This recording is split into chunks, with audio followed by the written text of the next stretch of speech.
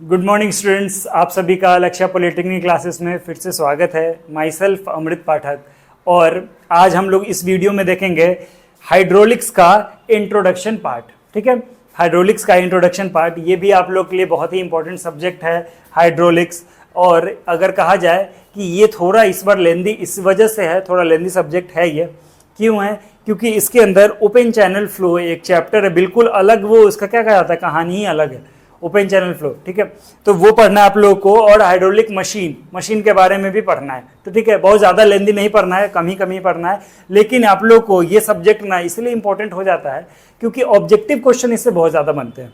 कहा जाता है एसएससी जेई ले लीजिए, चाहे कोई भी अदर अगर आप लोग स्टेट का पेपर दे लीजिए, कि जिसमें ऑब्जेक्टिव अगर बात कहा जाए तो इससे छोटा छोटा क्वेश्चन बहुत सारा बनता है यूनिट को लेकर के। इसका जो यूनिट आएगा, जहां हम लोग वीडियो स्टार्ट करेंगे उस टाइम बताते चलेंगे कि जो यूनिट इसमें यूज होता है वो सारा यूनिट आप लोग के लिए कितना क्या डायरेक्ट बन जाता है, क्वेश्चन बन जाता है। ठीक है ना, तो वो हम लोग कैसे बनता है क्वेश्चन देखेंगे उसके रिगार्डिंग। तो स्टार्ट करते हैं इस सब्जेक्ट को। तो कोर्स ऑब्जेक्टिव पहले देखते हैं इसका, कि आप लोग को इस सब्जेक्ट के अंदर जब खत्म हो जाएगा तो क्या क्या आप लोगों को पता होना चाहिए, क्या ऑब्जेक्टिव है इस कोर्स का। To understand parameter associated with fluid flow and hydrostatic pressure. ठीक है ना, कि पानी अगर बह रहा है तो कितना प्रेशर वो क्रिएट करता है। जैसे कि पाइप, जैसे कि ये तो मशीन हो गया पार्ट, पाइप में कहीं फ्लो कर रहा है तो कितना प्रेशर वो एग्जर्ट करेगा। ठीक है ना, और एक प्लेस से दूसरे प्लेस तक इजीली फ्लो हो जाए, वो सारा कुछ हम लोग देखेंगे इसके अंदर। To know the head loss and water hammer in the fluid flowing through pipes. मतलब क्या होगा कि अगर एक पॉइंट से दूसरे पॉइंट तक जा रहा है पानी, तो पानी एनर्जी लेके जा रहा है। ठीक है ना, उसके पास एनर्जी है तभी तो वो आगे बढ़ रहा है। तो वो एनर्जी धीरे धीरे आगे बढ़ने के बाद लॉस करता है। ठीक है ना, अपना एनर्जी को लॉस करता है। उसके पास जो एनर्जी है उसको कहते हैं हेड लॉस। ठीक है ना, जो एनर्जी है उसको क्या कहते हैं, हेड कहते हैं। और वही जो आगे बढ़ते जाएगा तो अपना हेड को लॉस करते जाएगा, एनर्जी अपना लॉस करते जाता है।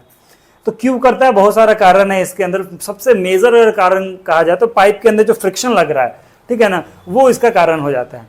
तो फ्रिक्शन वगैरह के लिए आपको सबसे पहले ना फ्लूइड के बारे में जानना होगा, कि फ्लूइड के अगर पार्ट वाइज पार्ट तोड़ करके, जैसे जियोटेक पढ़े थे हम लोग, याद होगा आप लोग को, जियोटेक को कैसे हम लोग पार्ट वाइज पार्ट अलग अलग करके पढ़े थे। बिल्कुल अगर हो जाता है कि जियोटेक के अंदर घुस जाना है, मिट्टी के अंदर घुस के एकदम स्टडी करना है, वही है फ्लूइड के बारे में।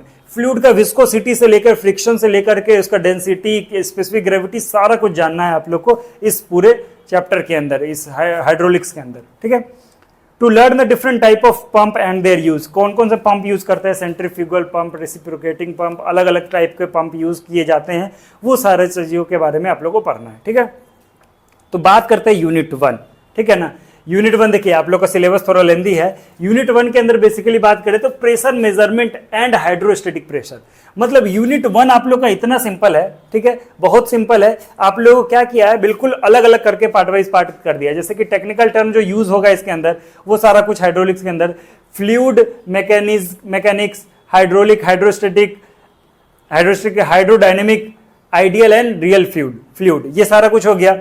अगर हम बात करें कि 1.2 के अंदर क्या है, फिजिकल प्रॉपर्टी ऑफ फ्लूइड, ये बहुत ज्यादा इंपॉर्टेंट है। यहां से हम लोग बोला जाना कि डेंसिटी हो गया, specific volume, specific gravity, specific weight, ये सारा कुछ यहां से क्वेश्चन, रिलेटिव डेंसिटी, ये सारा कुछ क्या होता है, डायरेक्ट क्वेश्चन आ जाता है उठ करके। इसका यूनिट क्या है, compressibility, cohesion, adhesion, surface tension.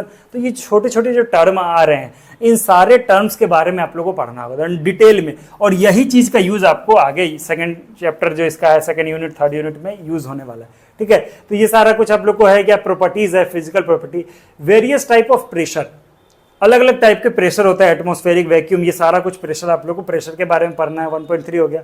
अगर 1.4 के बारे में कहें, measurement of different pressures by different method. ठीक है ना, अगर कहा जाए कि differential pressure by different methods, मतलब क्या होता है कि अलग अलग प्रेशर मेजर करने का तरीका है मेरे पास। ठीक है ना, यूट्यूब से किया जाता है, ठीक है ना, मैनोमीटर से यूज किया जाता है, ये सारा कुछ हम लोग देखेंगे इसके अंदर। फिर क्या है, variation of pressure with depth, pressure diagram, hydrostatic pressure and centre pressure on the emerge surface and on the tank wall. मतलब क्या होगा कि जो डूबा हुआ पार्टिकल है उसके ऊपर कितना प्रेशर लग रहा है। ठीक है ना, ये सारा चीज कैलकुलेशन हम लोग इसके अंदर करेंगे। फिर क्या है कि determination of total pressure and centre of pressure on the sides and bottom of the water tank, side and bottom of the tanks, containing two liquid vertical surface, ये सारा क्या है, तरीका है। अगर टू लिक्विड रहेगा उसके तहत क्या होगा, बॉटम पे टोटल प्रेशर कितना आएगा, साइड में कितना आएगा, ये सारा कुछ क्या है, न्यूमेरिकल है। यहाँ से हम लोग न्यूमेरिकल सब सॉल्व करेंगे कि पानी का टैंक है, टैंक में कहा जाता है ना कि ये सब तो तरीका है क्या फाइंड आउट करने का प्रेशर। तो टैंक है और टैंक के नीचे सबसे बॉटम में कितना प्रेशर है, उसके ऊपर हाइट पे कितना है, इंक्लाइंड है तो कितना है, ये सारा कुछ हम लोग देखेंगे फर्स्ट यूनिट के अंदर। सेकेंड यूनिट क्या है, fluid flow parameter, type of flow, ठीक है ना। पहले तो हम लोग क्या करेंगे, इसके अंदर कितने टाइप ऑफ फ्लो हैं, वही चीज होता है gravity, pressure flow, laminar, turbulent, कितना जैसे होता है, एक होता है कि एकदम कांस्टेंट बह रहा है, एक होता है कि क्या होता है अंड्यूलेशन है बहुत ज्यादा, यूनिफॉर्म, नॉन यूनिफॉर्म, ये सारा कुछ इसके अंदर पढ़ेंगे। स्टीडी, अनस्टीडी, रेनॉल्ड्स नंबर के तहत ये सब कुछ को बांटा जाता है, ठीक है ना। उसके बाद क्या है, डिस्चार्ज कैसे मेजर किया जाता है, ठीक है ना। इक्वेशन एक तैयार करेंगे, कंटिन्यूटी इक्वेशन। फिर क्या है, energy of flowing liquid, potential, kinetic, pressure energy, ठीक है। फिर हम लोग को क्या पढ़ना, Bernoulli theorem, most important Bernoulli theorem, इसके हेल्प से आप लोग बहुत आगे काम आएगा, आगे बर्नौली थ्योरम का।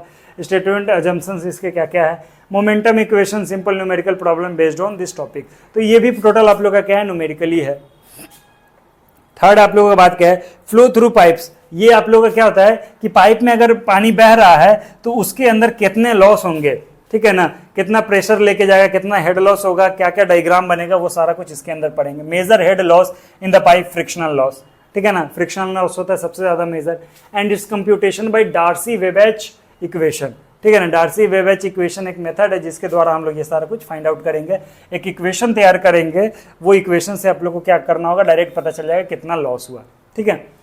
फिर क्या है, लॉस एट एंट्रेंस पे, एग्जिट पे, सडन, मतलब ये सारा तरीका है कि फ्रिक्शन तो एक कारण है ही, तो माइनर लॉस भी तो बहुत सारा होगा। मेजर लॉस के लिए फ्रिक्शन है, तो माइनर लॉस क्या क्या है, तो एकाएक पानी बह रहा है, एकाएक उसको क्या हो गया कि पाइप छोटा हो गया, पाइप का डायमीटर कम हो गया, तो सडन क्या हो गया, एरिया कम हो गया, एनर्जी का लॉस हो गया, एरिया बढ़ गया तो भी एनर्जी का लॉस हो गया, बाहर निकल रहा है एंट्रेंस के अंदर, ये सारा कुछ क्या होता है, एनर्जी लॉस होता है। तो ये सब माइनर लॉसेस है, इनका खुद का इक्वेशन है। Hydraulic gradient line and total energy line, ये वही कहा जाता है ना कि लाइन एक बना देते हैं, टोटल एनर्जी इतना है, और धीरे धीरे वो लाइन नीचे नीचे जाते जाएगा, ठीक है ना, क्यों, क्योंकि उसका अपना एनर्जी अपना लॉस कर रहा है, वो सारा कुछ देखेंगे। वाटर हैमर पाइप, मतलब पानी क्या होता है जब फ्लक्चुएट करता है पाइप के अंदर तो वो क्या होता है, टकराता है पाइप के अंदर और पूरा तोड़ देता है पाइप। डायग्राम तो नहीं है, जब हम लोग इस चैप्टर स्टार्ट करेंगे उस टाइम देखेंगे। फिर क्या है, रेमेडीज, क्या क्या हम लोग तरीका अपनाएंगे उसको लेकर के। फिर क्या है, discharge measuring device for pipe flow, venturi meter, ये सब क्या मशीन है जिससे हम लोग फाइंड आउट करते हैं वर्किंग। थर्ड क्या है कि डिस्चार्ज मेजरमेंट यूजिंग ऑरिफिस, ये भी ऑरिफिस मीटर भी क्या है, एक मशीन है।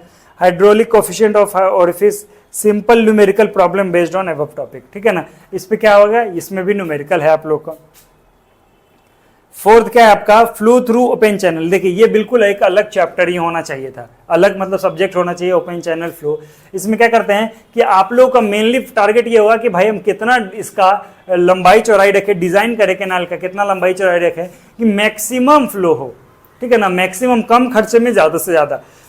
तो ओपन चैनल फ्लो में हम लोग क्या करेंगे, open flow through open channel, इसके अंदर जो पानी बह रहा है ओपनली, उसका हम लोग क्या करेंगे, पूरा एनालिसिस करेंगे कि कितना हमें क्या करो कि डायमेंशन रखा जाए कि मैक्सिमम फ्लो हो, इकोनॉमिकल चैनल बनाएंगे इस सब में। Comparison of pipe flow and open channel flow पहला टॉपिक होगा। Classification of channel, classification of flow, geometrical property of channel, ये सारा थ्योरी है आपको। वेटेड एरिया, यहाँ पे आप लोग को कैलकुलेशन आ जाता है, वेटेड एरिया कैसे कैलकुलेट करिएगा, वेटेड पेरीमीटर, ये सारे के बाद determination of discharge by chassis equation और मैनिंग इक्वेशन, ये दोनों अलग अलग इक्वेशन है जिसके द्वारा हम लोग क्या करते हैं, डिस्चार्ज मेजर करते हैं। और ये जो मैनिंग और चेजिस जो लिखा हुआ है आपको हर एक चैप्टर में, हर एक सब्जेक्ट में यूज होने वाला है, हर एक सब्जेक्ट, जैसे कि आप लोग उठा लीजिए इरिगेशन हाइड्रोलॉजी आगे पढ़िएगा उसमें भी यूज आने वाला है, ठीक है ना। आप लोग को जियोटेक में भी काम आने वाला है, ठीक है ना। जब पाइप होता है तो मैनिंग और चेजिस फार्मूला के हेल्प से हम लोग को क्या मिल जाता है कि एक इक्वेशन मिल जाता है, ठीक है ना। उस इक्वेशन का हेल्प करके आप लोग क्या निकालते हैं, डिस्चार्ज निकालते हैं। Condition of most economical rectangular and trapezoidal channel, कि कौन को, जैसे कि सर्कुलर है, ट्रेंगुलर है, रेक्टेंगुलर है, तो इन सब में से कौन सा बेटर है। और अगर भाई तो रेक्टेंगुलर ही है तो इन रेक्टेंगुलर में हम कितना विड्थ दें, कितना चौड़ाई दें, ये सारा कुछ हम लोग डायग्राम में इसमें डिजाइन करेंगे, ठीक है। स्पेसिफिक एनर्जी डायग्राम बनाते हैं, फ्रॉड नंबर निकालते हैं, एंड इट्स सिग्निफिकेंस, क्या इसका यूज है, फ्रॉड नंबर से हम लोग क्रिटिकल सब क्रिटिकल ये सब फाइंड आउट करते हैं, क्रिटिकल सब critical super critical flow in channel, fraud number के हेल्प से ये सारा कुछ हम लोग फाइंड आउट कर लेते हैं। Hydraulic jump and it's occurrence in the field, hydraulic jump का कैलकुलेशन न्यूमेरिकल आता है इसके अंदर, ठीक है। Practical application of hydraulic jump, discharge measuring device की क्या क्या मेजर करता है डिस्चार्ज, ठीक है। वेलोसिटी मेजरिंग डिवाइस भी अलग होता है, ठीक है। तो ट्रायंगुलर एंड रेक्टेंगुलर नोचेस होता है, derivation of equation for discharge, comparison of rectangular and V notch, ठीक है ना। ये इंस्ट्रूमेंट है जिसके द्वारा हम लोग क्या फाइंड आउट कर रहे हैं, डिस्चार्ज फाइंड आउट कर देते हैं, ठीक है ना। और वेलोसिटी की बात करें तो कौन सा होता है, current meter, Pitot tube, simple numerical based on the above topic. मतलब अगर कहा जाए पिटोट ट्यूब तो आपको एसएससी जेईई में ऑब्जेक्टिव कितनी बार आ चुका है, बहुत बार, 10 बार से ज्यादा आ गया है कि अगर कहा जाए कि डिस्चार्ज मेजरिंग इंस्ट्रूमेंट कौन सा है, 4 ऑप्शन रहेगा, उसमें आपको पिटोट ट्यूब नहीं होगा, ठीक है ना। अगर बोलेगा कि क्या वेलोसिटी मेजरिंग इंस्ट्रूमेंट तो 4 ऊपर वाला रहेगा, 1 पिटोट ट्यूब लिख देगा, तो आपको पिटोट ट्यूब टिक करना है। तो ये सब चीज क्या है ना कि आप लोग जब पढ़ेंगे उससे हम लोग अच्छे से इसको एक्सप्लेन किया जाएगा। लास्ट मॉड्यूल है क्या, मशीन के बारे में, हाइड्रोलिक मशीन जो हम लोग यूज करते हैं पानी को लेकर के, हाइड्रोलिक में कौन कौन सा मशीन यूज होता है वो सारा कुछ देखेंगे। Concept of pump, type of pump, centrifugal होता है, रेसिप्रोकेटिंग हो गया, सबमर्सिबल, एडवांटेज एंड डिसएडवांटेज हो गया इसका, suction head, delivery head, static head, manometric head, ये सारा कुछ अलग अलग हेड है, इसके बारे में जानकारी लेना है। Power of centrifugal pump, selection of choice of pump, यही सिलेक्शन की वजह से हम लोग सारा कुछ पढ़ रहे हैं कि कौन सी जगह पे कौन सा चीज का सिलेक्शन किया जाए, ठीक है। Turbine definition and type of difference between pump and turbine, ये सारा कुछ हम लोग को पढ़ना है, ठीक है। तो हाइड्रोलिक मशीन में ये था। नेक्स्ट हम लोग देख रहे हैं हमारा बुक कौन सा है इसके अंदर, तो आर.के. बंसल बेस्ट बुक है किसके लिए, हाइड्रोलिक्स के लिए। जो आप लोग को इस टॉपिक में पढ़ने हैं, टॉपिक जितने भी टॉपिक्स है वो सारा कुछ इस बुक के अंदर आप लोग को मिल जाएगा इजीली, ठीक है। तो अभी तक हमने जो बात किया कि total unit 1, unit 2, unit 3, unit 4, ठीक है ना, इन सब में से आप लोग को एक बात बहुत इंपॉर्टेंट इसमें बताना है क्या कि आप लोगों को नोट्स जो प्रिपेयर किया जाएगा, नोट जो प्रिपेयर कराया जा रहा है वो आप लोग बहुत ध्यान से बनाना है। और ये जो छोटे छोटे टर्म है, पहला यूनिट जो आप लोग को है ना कि जो ज़्यादा टाइम लगने वाला है, ठीक है ना, पहला यूनिट में बहुत ज़्यादा समय लगने वाला है। क्यों? क्योंकि इसके अंदर जो छोटा छोटा टर्म आप लोग को पढ़ाना है, स्पेसिफिक वॉल्यूम क्या है, स्पेसिफिक ग्रेविटी क्या है। अगर बात करें स्पेसिफिक ग्रेविटी भी आप लोग पढ़े हुए हैं, छोटे छोटे टर्म, स्पेसिफिक ग्रेविटी, डेंसिटी के बारे में भी आप लोग पढ़े हुए हैं। डेंसिटी अगर एग्जांपल लेते हैं, डेंसिटी क्या हो गया, वेट बाय वॉल्यूम। अब डेंसिटी मास डेंसिटी हो सकता है, वेट डेंसिटी हो सकता है, ठीक है ना। तो अगर मास डेंसिटी होगा तो mass by volume, weight density होगा तो वेट बाय वॉल्यूम। तो इस डेंसिटी का यूनिट क्या है, समझ रहे हैं ना, यूनिट क्या है। उसके बाद डेंसिटी ऑफ वाटर क्या होता है, अब आप वाटर के बारे में पढ़ रहे हैं तो डेंसिटी ऑफ वाटर क्या होता है, स्पेसिफिक ग्रेविटी क्या होता है, ठीक है ना, स्पेसिफिक वेट क्या होता है। तो ये सारा कुछ आप लोगों को क्या करना है, एक वर्ड को पूरा फैमिलियर की ये वर्ड हम लोग को आता है, ठीक है ना। अब सिंपल हम लोग नेक्स्ट में यूज करेंगे कि भाई इसका स्पेसिफिक ग्रेविटी ये है, तो आपको समझ में आ जाना चाहिए कि मतलब क्या दे रखा है, स्पेसिफिक ग्रेविटी जी का वैल्यू जो हम लोग जियोटेक में पढ़े थे, ठीक है ना। तो चलिए ठीक, कोई बात नहीं, अगर आप लोगों को भूल भी गए होंगे तो रिवाइज, लेकिन देखिए 3rd सेमेस्टर को लेते हुए चलना है। ये बात आप लोग को एकदम कान खोल करके समझ लीजिए कि 3rd सेमेस्टर को आपको छोड़ना नहीं है। सबसे बड़ी बात आप लोग गलती यहीं पे करिएगा कि आप लोग क्या करते हैं कि 4th में इन्वॉल्व हुए हैं तो ऐसा आप इन्वॉल्व हो जाएगा, इतना आपको समय कभी नहीं मिलेगा। अगर कहा जाता है ना कि समय कोई भी काम को करने के लिए आप लोग यही आप लोग के लिए बहुत हो जाएगा, ठीक है। तो आप लोग अगर दिमाग में सेट करके रखिए कि नहीं, हम लोग को 3rd को भी लेके चलना पड़ेगा, क्योंकि होता क्या है कि आप लोगों का तैयारी यही जो आप 2 साल कर सके, ठीक है ना। क्योंकि जैसे आप लोगों का एंड होता है सेमेस्टर, जहाँ पे आप लोग जहाँ डिप्लोमा कंप्लीट होता है, उसके बाद जो जर्नी स्टार्ट होता है ना, बहुत ही ज़्यादा आप लोगों का क्या होता है, सबसे पहले बात कि गार्जियन आप लोग का सपोर्ट करे, तो वो बहुत बड़ी बात है। बहुत गार्जियन क्या करता है कि डिप्लोमा ख़त्म, आप कहीं देख लो, आप या फिर तैयारी करो, तो आप कोई ना कोई आप लोग को एक्स्ट्रा कुछ काम करके करना पड़ेगा। तो ये सब ना हो, इस वजह से मैं तो यही कहूँगा क्या कि आप लोग के पास जो अभी समय है ना, ये छोटा छोटा टर्म ही एग्जाम में आता है। एग्जाम कोई बहुत बड़ा चीज़ नहीं है, और कहा जाए एग्जाम कोई बड़ी चीज़ नहीं है। आप लोगों को बस आप लोग का मेहनत, गलती कहा जाता है ना कि अब इस बार नहीं अच्छा हो पाया, गलती किसका है, सिर्फ आपका गलती होगा उस टाइम। कोई नहीं सुनने वाला है कि क्या है, क्या प्रॉब्लम नहीं है, कौन अच्छा पढ़ाए कौन सा खराब पढ़ाए, ये कोई मायने नहीं रखेगा, सिर्फ आप लोग बदनाम हो जाइएगा, समझ रहे ना। तो हम आपको यही बता रहे, सजेस्ट कर रहे हैं कि ये जो 2 साल का समय है, आप लोग इनको यूज करना सीखिए कि कैसे हम इसको यूज करें। तो क्या होगा कि अब इन 2 साल में आप लोग को यूज कैसे करना है। जैसे कि आप 4th स्टार्ट कर रहे हैं, पढ़ रहे हैं क्या, हाइड्रोलिक्स तो पढ़ रहे हैं, तो आप लोग क्या करिए कि जो हम लोग पढ़ाएं उसको पहले ढंग से पढ़ लीजिए। अब क्या होगा कि आपको 1 घंटा निकालने, उसके अंदर पूरे 24 घंटे में से 1 घंटा निकाले और एक सब्जेक्ट को स्टार्ट करें। अब तो आपको प्रॉपर नहीं है कि 5 सब्जेक्ट कहीं एग्जाम में आने वाला है, ऐसा तो है नहीं। उन 5 सब्जेक्ट को क्या करिए, 1 घंटे में आप 4-5 दिन 10 दिन कंटिन्यू एक ही सब्जेक्ट पढ़े, ठीक है ना। वो सब्जेक्ट को पूरा कंप्लीट कर जाना है, फिर उसको साइड करिए, फिर दूसरा सब्जेक्ट स्टार्ट करिए। आपका ये चल रहा है, साथ साथ में 3rd को लेके चलना ही पड़ेगा अभी, क्योंकि क्या हो जाता है ना कि जो मेहनत आप लोग अभी 3rd में करके आए हैं, एक्चुअल में आपका बिल्कुल मन नहीं करेगा 3rd को उठाने का। हम सच बता रहे हैं, एकदम मन नहीं करेगा। लेकिन सिलेक्शन भी कम ही लोगों का होता है, बहुत कम लोग उठाएंगे वो 3rd सेमेस्टर, सिलेक्शन भी कम लोगों का ही होता है। इसीलिए जो उठा लिया, जो 3rd सेमेस्टर अभी उठा लिया, वो समझ जाइए कि वो कुछ ना कुछ आगे कर जाएगा, समझ रहे ना। तो आप लोग को अभी जो अभी एनर्जी है, अभी आप लोगों में ताकत है, अभी तुरंत खत्म किए हैं 3rd सेमेस्टर को, तो उसको आप लेके चलिए। और यहाँ पे जो जो चीज़ें हैं जो कि आपको इंपॉर्टेंट है कि नहीं, ये ज़्यादा इंपॉर्टेंट है, इसको लेके चलना पड़ेगा, आगे भी आपको रूल में आएगा, ठीक है ना, एग्जाम में। तो हम लोग आपको बताते हैं, जैसे एटमॉस्फेरिक है pressure, gauge pressure, absolute pressure, आपको इतना आसान से क्वेश्चन खाली प्लस माइनस करना है, इसके अंदर सिर्फ प्लस और माइनस करना है, समझ रहे हैं ना। आपको एक डायग्राम बना देंगे, कौन सा एटमॉस्फेरिक है, कौन सा गेज है, एब्सोल्यूट है, वो सारा कुछ आप लोग प्लस माइनस करना होता है। तो कोई भी पेपर टफ नहीं होता है, कोई भी एग्जाम टफ नहीं होता है, बस आप लोग बना देते हैं उसको टफ, समझ रहे हैं ना। तो टफ को इजी बनाने का तरीका यही है कि आपको दिक्कत वही ना आ जाता है कि 3 घंटे के अंदर सारा सब्जेक्ट हो आपके पास, यही दिक्कत है। तो वो सारा सब्जेक्ट तब होगा ना जब आप लोग कोई भी सब्जेक्ट को भूलना नहीं है। जियोटेक में इतना मेहनत किए हैं, वेस्ट हो जाएगा अगर 6 महीना कंटिन्यू छोड़ दीजिएगा ना, तो वो सारा मेहनत वेस्ट। कोई भी चीज को अगर आप छोड़ देते हैं ना, तो आप बोलते हैं ना कि 6 महीना बाद भी पलट लेंगे तो समझ में आ जाएगा, बिल्कुल गलत बात है। यही होता है पढ़ाई, आप लोगों को उसको अभी लेके चलना पड़ेगा, कोई आपको पास उपाय ही नहीं है। अगर निकालना है तो वो लेके तो चलना ही पड़ेगा, ठीक है। और उसमें कोई डाउट आए तो हम लोग हमेशा हैं, उस सब्जेक्ट में जो भी डाउट आ रहा है आप लोग डायरेक्टली मैसेज करिए कि सर ये टॉपिक में दिक्कत है रहा, ये क्वेश्चन नहीं बन रहा है, हम आपको बताएंगे, समझ रहे हैं ना। तो उस प्रॉपर ले करके चलना है, आपको डाउट जो भी आएगा क्लियर हो ही रहा है। क्यों, अभी हम लोग प्रेजेंट है, यहाँ पे आ रहे हैं कंटिन्यू, ठीक है। तो आप लोग के पास ऑप्शन है कि चलिए जियोटेक में सर्वे में जो डाउट होगा मेरे से पूछिए, और जो रिलेटेड जो अदर सब्जेक्ट के टीचर है उनसे पूछ लीजिए, समझ रहे हैं ना। तो वो अभी है कि जो वेस्ट एनर्जी आपका वेस्ट नहीं होना चाहिए, वो सारा एनर्जी यहाँ यूज हो जाना चाहिए।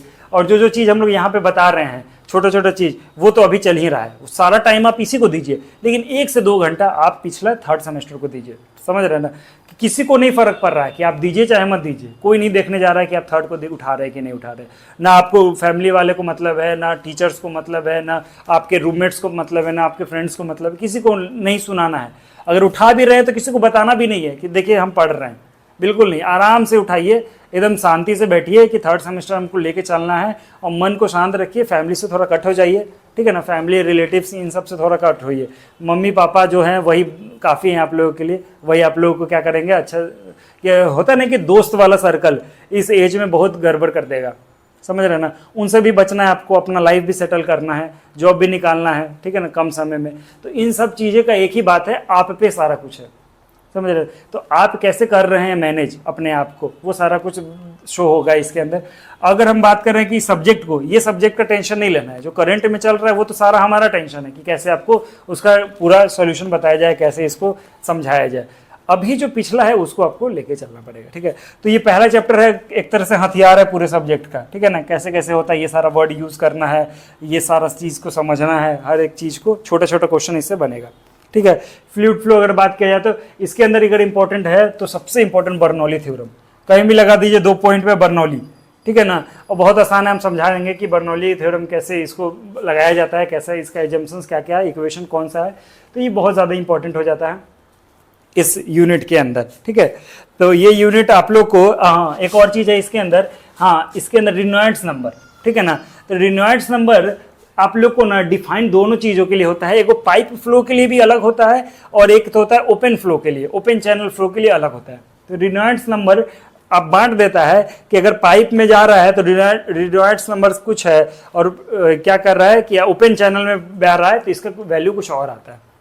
अब इसके अंदर भी कुछ ये होता है, लेवल होता है। एक तो होता है कि कंडीशन होता है, क्या लेमिनार फ्लो हो रहा है, टर्बुलेंट हो रहा है। अब वही सेम चीज पाइप में होता है और कहाँ, ओपन चैनल में भी होता है। तो रेनॉल्ड्स नंबर आप लोग के लिए यहाँ पे इंपॉर्टेंट हो जाएगा, ठीक है ना। उस पर हम लोग न्यूमेरिकल देख लेंगे यूनिट सेकंड में। यूनिट थर्ड में कहा जाए कि फ्लो थ्रू पाइप्स, ठीक है ना, इसमें भी न्यूमेरिकल ही बनाना है आप लोग को, फाइनली न्यूमेरिकल ही बनाना है लास्टली। लेकिन न्यूमेरिकल बनाने से देखिए क्या लिखा हुआ है, numerical problem based on above topic.